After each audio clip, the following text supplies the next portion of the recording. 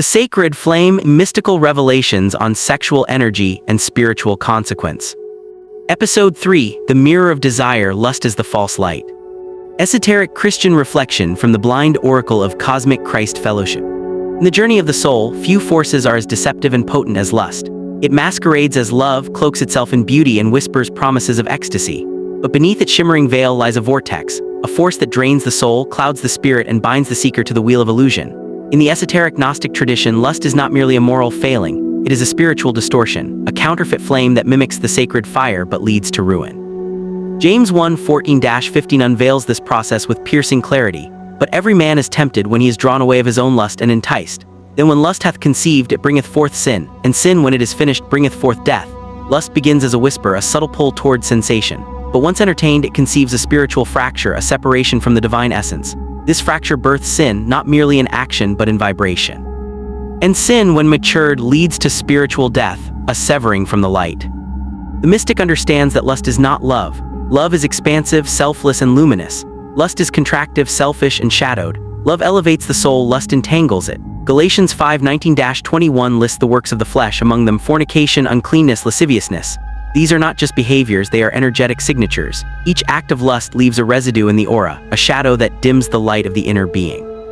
Gnosis teaches that the soul is a mirror. When polished through purity, it reflects the divine, but when stained by lust, it reflects only the ego. The more one indulges in lust, the thicker the veil becomes. The light of the Christ within is obscured. The voice of the Spirit is drowned out by the roar of desire.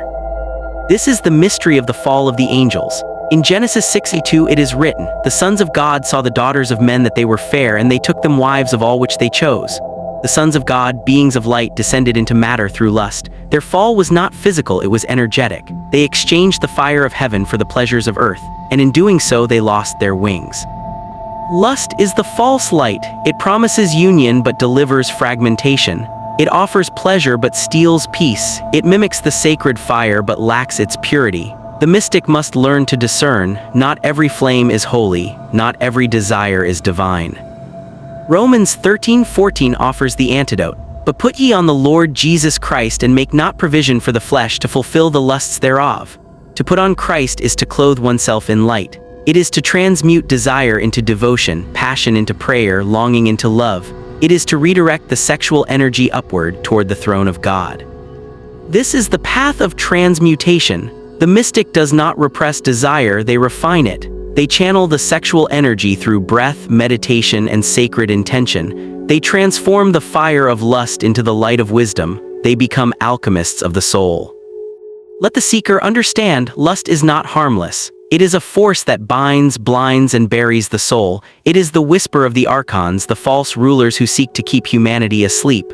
But through vigilance, prayer, and purity, the seeker can awaken. They can polish the mirror. They can reclaim the sacred fire.